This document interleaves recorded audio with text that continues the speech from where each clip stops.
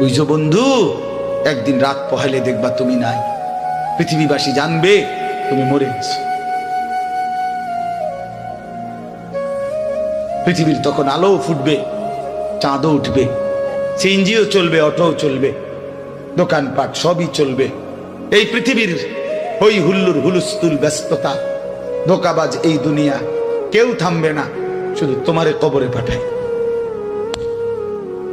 ধোকাবাজ এই দুনিয়া, এই দুনিয়া প্রতারক, এই দুনিয়া কেউ থামে না। সামনের সিএনজি অ্যাক্সিডেন্ট করলো, পিছনের সিএনজি থামে না, ছাড়ি দিয়ে যায় না। সামনের গাড়ি অ্যাক্সিডেন্ট করলে পিছনের গাড়ি থামে না, ছাড়ি দিয়ে যায়। স্বার্থপর এই দুনিয়া কেউ থামে না।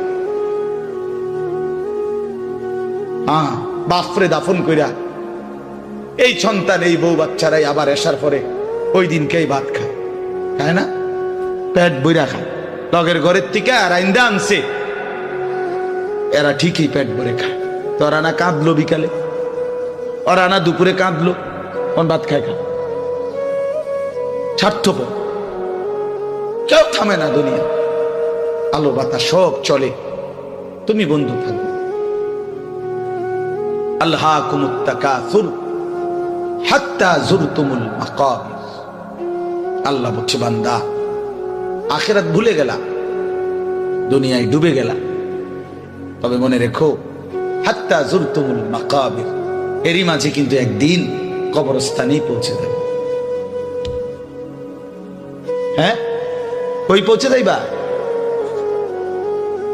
তোমরা কবরস্থান দেখো নাই ভাইয়া? কাল্লা সাউফা তা'লামুন। আল্লাহ বলে, কবরে আসলেই আমি বুঝাই দেব বান্দা আমার নাফরমানির শাস্তি কেমন।